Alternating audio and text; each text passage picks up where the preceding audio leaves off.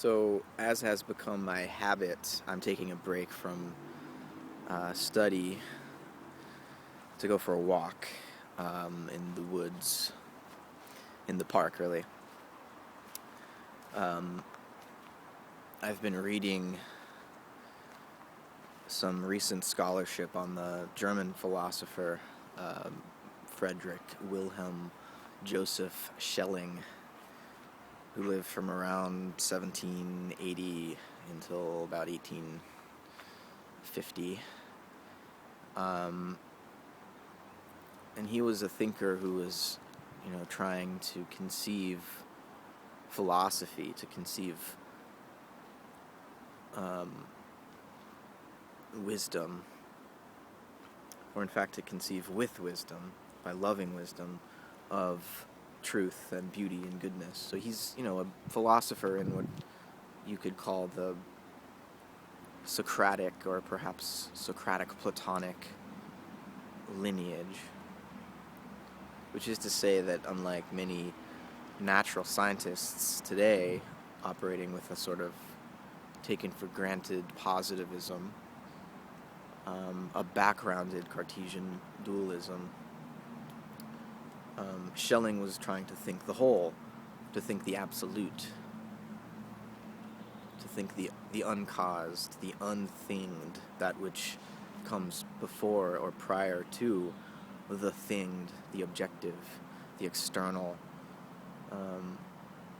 what modern science has come to think of as nature, the purely external and therefore mechanical, measurable in terms of some calculus, a necessary, deterministic calculus, such that, as Laplace, the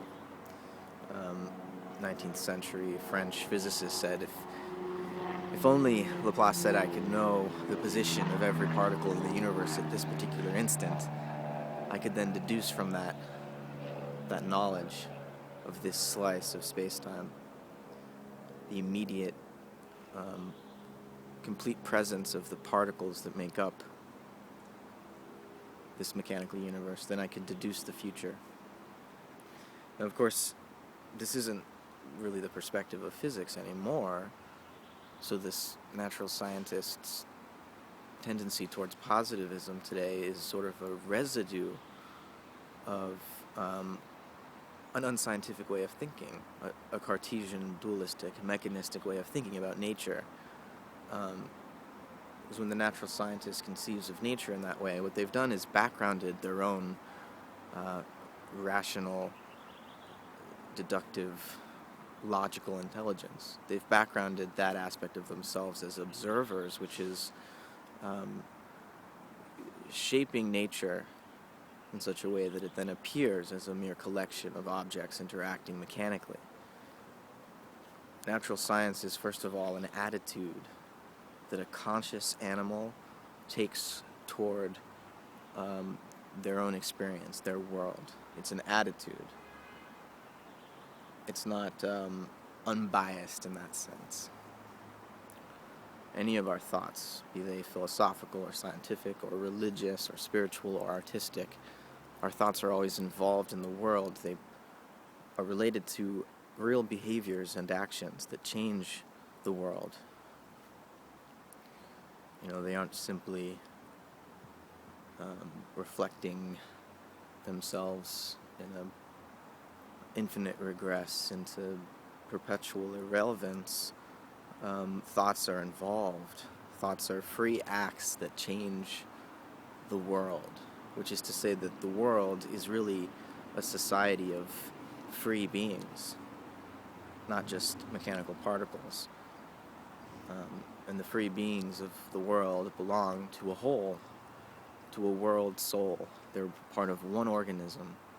So in their freedom, somehow, they learn to love each other and the whole. And so will, of their own desire to love the whole and to love others. That love isn't determined, right? It's a free choice on the part of each part. of the whole. And the whole also exists as the result of a free choice. God's, the God that existed before creation, if you'll allow me that metaphor, that which was before the Big Bang, had to split itself in some way in order to become nature. It had to withdraw and reveal itself at one and the same moment, through one and the same act. But that is also the place of each organism in its ecosystem, each planet in its solar system, each solar system in its galaxy, and so on. All of the free beings of the world are related in societies of various sizes, federations, societies, civilizations, biospheres, and these are agreements. These are all political actors engaging in a democratic and hierarchic form of ecological life. One life flows through all things, is what I'm trying to say, to sum it all up. Anyways, I'm going to keep walking.